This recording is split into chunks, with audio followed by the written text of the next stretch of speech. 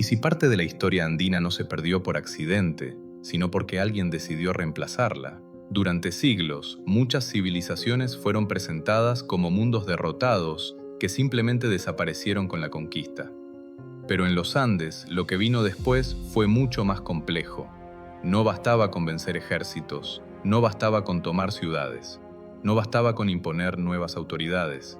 Había que cambiar creencias, había que redefinir lo sagrado, había que controlar la memoria de millones de personas. En 1582, en Lima, comenzó una nueva etapa de ese proceso: quipus bajo sospecha, rituales perseguidos, lenguas convertidas en herramientas de transformación.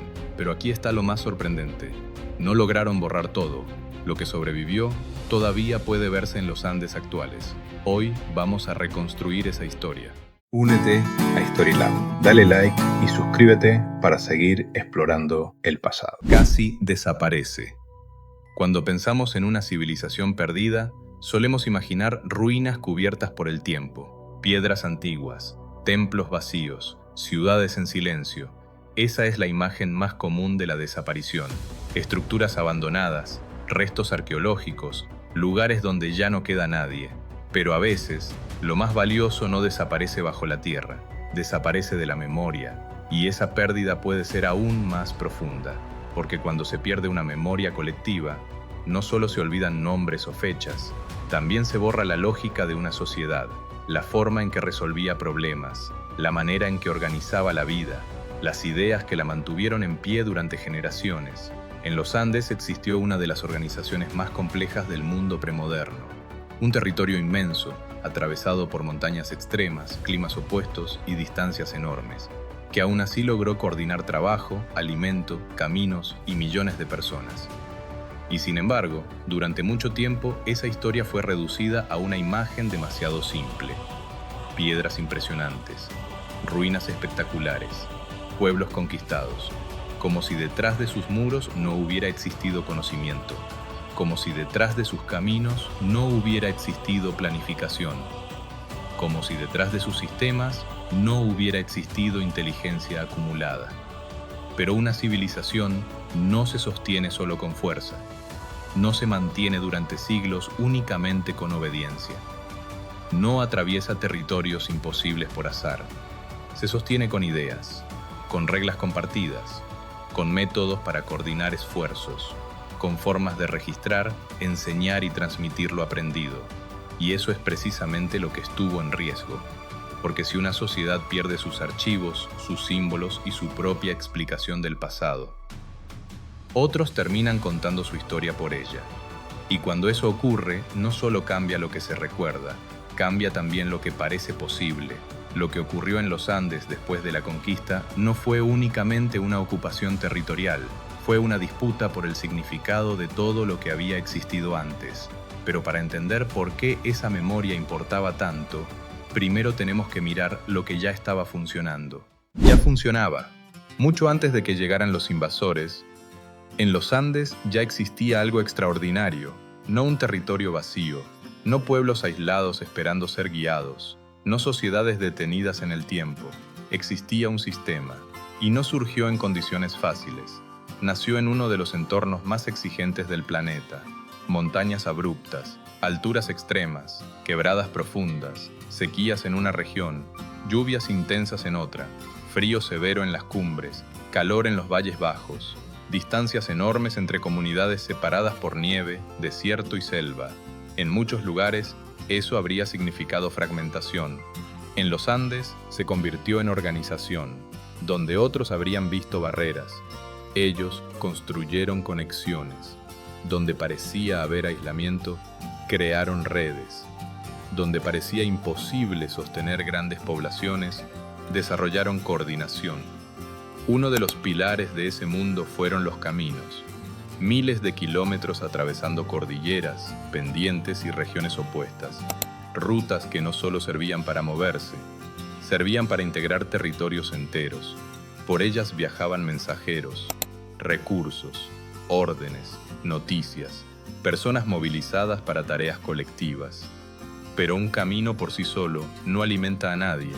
Por eso también existían depósitos estratégicos, lugares donde se almacenaban alimentos, textiles, herramientas y otros recursos para momentos de necesidad. En tiempos difíciles, la previsión podía marcar la diferencia entre resistir o colapsar. También estaba el trabajo comunitario, la idea de que ciertas tareas esenciales no dependían solo de una persona, sino del esfuerzo coordinado de muchos. Sembrar, cosechar, construir, mantener rutas, levantar terrazas agrícolas, reparar infraestructura. No era caridad, no era improvisación, era estructura social, y junto a eso funcionaban redes de reciprocidad, ayuda que generaba ayuda, esfuerzo que regresaba con el tiempo, vínculos que convertían a la comunidad en una forma de seguridad colectiva. Ese principio no solo organizaba trabajo, también organizaba confianza. Nada de esto era simple, nada de esto aparecía por accidente. Detrás de cada terraza agrícola había observación del terreno, detrás de cada cosecha había experiencia acumulada, detrás de cada traslado había coordinación, detrás de cada centro poblado había administración. Incluso la diversidad ecológica podía transformarse en ventaja. Lo que no crecía en una zona podía obtenerse desde otra. Lo que faltaba en altura existía en los valles. Lo que escaseaba en una región podía circular desde otra. Durante mucho tiempo, muchos observaron las piedras, pero no vieron la lógica que las sostenía, porque lo más impresionante de los Andes no era solo lo que construyeron, era cómo lograron mantenerlo funcionando. Y precisamente por eso, lo que vino después fue mucho más que una conquista. No terminó ahí. Cuando se habla de la conquista, muchas veces la historia parece terminar en los campos de batalla. Espadas, caballos, ciudades tomadas, imperios derrotados, como si después de la victoria militar todo hubiera quedado resuelto. Pero no terminó ahí, porque ocupar un territorio no garantiza controlar a quienes lo habitan. Derribar una autoridad no elimina una memoria. Imponer nuevas leyes no borra de inmediato las antiguas costumbres. Y en los Andes, lo que existía no era solo una estructura política, era una forma de entender el mundo, una relación distinta con la tierra, con los ciclos agrícolas, con los antepasados, con el trabajo, con la comunidad, con lo sagrado. Eso no desaparece en una sola generación. Por eso, tras la conquista militar, comenzó otra etapa, más lenta, más silenciosa, pero también más profunda. La reorganización del territorio, la instalación de nuevas autoridades, la creación de nuevos centros de poder, la expansión de parroquias y doctrinas, la enseñanza de nuevos valores, la vigilancia de rituales antiguos, la redefinición de lo permitido y de lo prohibido. Ya no se trataba solo de gobernar cuerpos, se trataba de gobernar conciencias.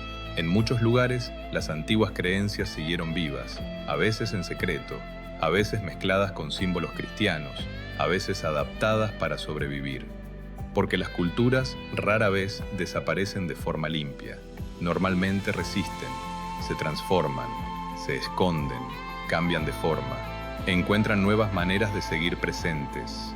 Y esa continuidad generó una tensión permanente. Para las autoridades coloniales, no bastaba con cobrar tributos o administrar ciudades.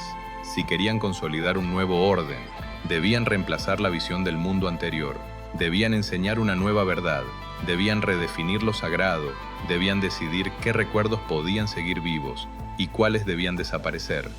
Pero aquí surgía un problema. Muchas de esas memorias no estaban en palacios, no estaban en ejércitos, no estaban en una sola persona, estaban repartidas en comunidades enteras, en costumbres, en lenguas, en prácticas cotidianas, en símbolos compartidos. Y precisamente por eso, décadas después de la conquista, ocurrió una reunión clave en Lima. Un momento que no buscaba ganar una guerra, sino asegurar lo que vendría después. Lima, 1582. En 1582, en la ciudad de Lima, ocurrió una reunión que hoy muchos pasan por alto. No fue una batalla, no fue una rebelión, no fue una coronación. Y sin embargo, Sus decisiones tendrían consecuencias durante generaciones. Se trató del Tercer Concilio de Lima, una gran asamblea eclesiástica convocada en el corazón del virreinato. Para entonces, habían pasado décadas desde la caída del poder inca. El dominio español avanzaba en instituciones, ciudades y administración. Pero aún existía un problema fundamental. Gobernar no era lo mismo que transformar. Muchas comunidades seguían conservando prácticas propias, lenguas propias, formas distintas de entender lo sagrado, autoridades locales con legitimidad, memorias anteriores al nuevo régimen, y eso convertía la conquista en un proceso todavía incompleto. El concilio buscó responder a esa realidad. Su propósito oficial era reorganizar la iglesia, corregir abusos, mejorar la formación del clero y fortalecer la evangelización. Pero en la práctica también ayudó a diseñar una forma más eficiente de intervenir en la vida cotidiana de millones de personas, porque la fe no se transmitía solo en templos, también se transmitía en la escuela, en la familia, en la lengua, en los rituales permitidos, en las costumbres aceptadas. Uno de los movimientos más significativos fue reconocer que imponer ideas en castellano no bastaba. Para cambiar una civilización, primero había que hablarle en su propio idioma. Por eso se impulsaron catecismos y materiales doctrinales en lenguas indígenas, especialmente quechua y aymara. A primera vista podría parecer un reconocimiento cultural, pero también fue una herramienta de penetración profunda. El mensaje ya no llegaría solo desde afuera, llegaría usando palabras familiares, conceptos cercanos, lenguas ya arraigadas en la vida cotidiana. Y cuando una nueva visión del mundo entra usando tu propia lengua, su impacto puede ser mucho mayor.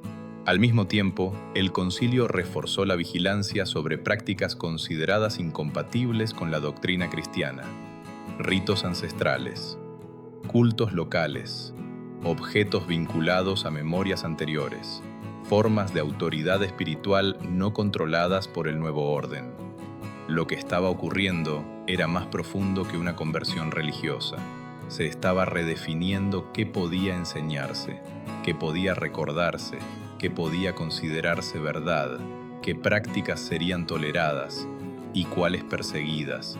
Y en medio de ese proceso, ciertos quipus comenzaron a ser vistos con sospecha, porque no eran solo cuerdas, podían contener cuentas, registros, relaciones sociales, información local, tal vez memorias más difíciles de reemplazar.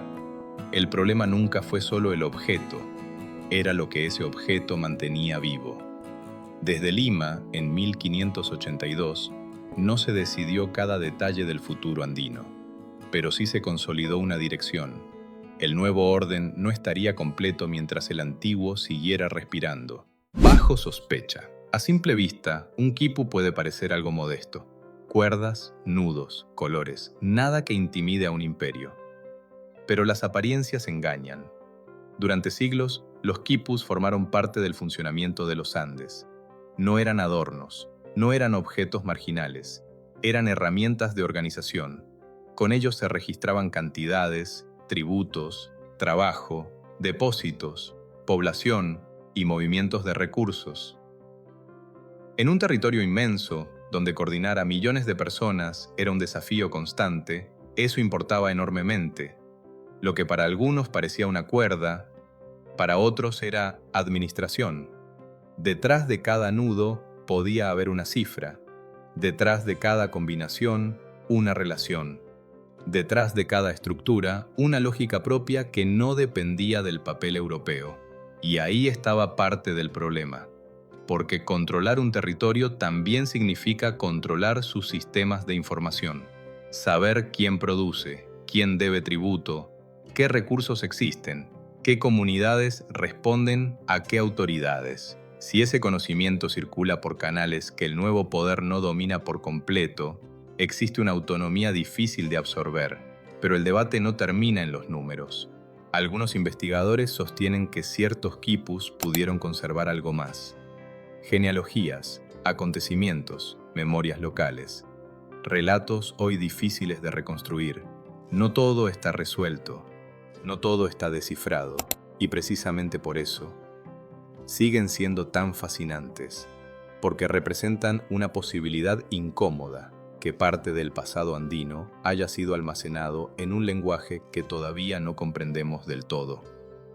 Para las autoridades coloniales, ciertos quipus vinculados a ritos, leyes antiguas o prácticas no cristianas podían ser vistos con sospecha, no solo por lo que eran, sino por lo que conservaban, memorias previas al nuevo orden, autoridades anteriores, formas distintas de organizar la vida.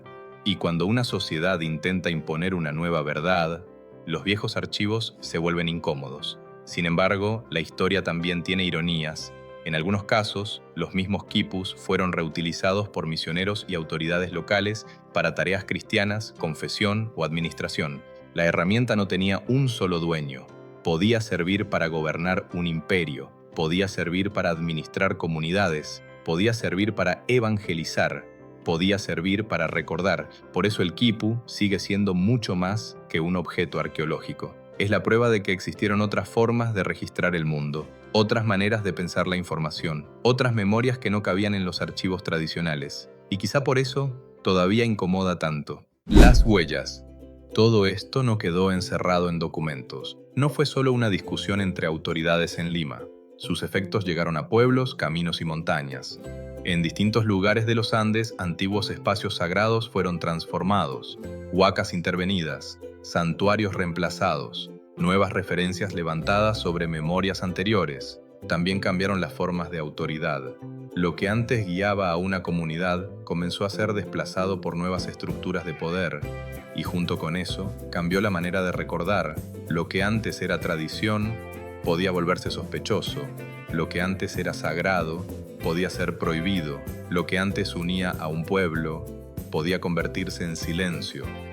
Pero las transformaciones profundas rara vez son absolutas. En muchos lugares, las antiguas prácticas no desaparecieron, se mezclaron, se adaptaron, cambiaron de forma para seguir vivas. Una fiesta podía verse nueva por fuera y conservar una memoria antigua por dentro. Una palabra podía sobrevivir siglos. Un camino podía seguir conectando regiones. Una costumbre podía resistir sin aparecer en los libros. Y esa continuidad importa. Porque nos recuerda que la historia no solo pertenece a quienes escribieron los archivos oficiales, también pertenece a quienes conservaron saberes, lenguas y formas de vida a pesar de la presión del tiempo. Hoy, cada nueva investigación sobre los Andes, cada comunidad que protege su idioma, cada persona que vuelve a preguntar por este pasado, abre una puerta que parecía cerrada. Y si historias como esta te interesan, si quieres seguir explorando lo que muchas veces quedó fuera del relato tradicional, suscríbete a Historylab y acompáñanos en los próximos videos. Compartir este contenido también ayuda a que más personas descubran estas historias. Gracias por estar aquí, por ver hasta el final y por apoyar este proyecto. Porque la historia de los Andes no fue una línea borrada, fue una superficie marcada. Y esas marcas todavía hablan. Nos vemos en el próximo.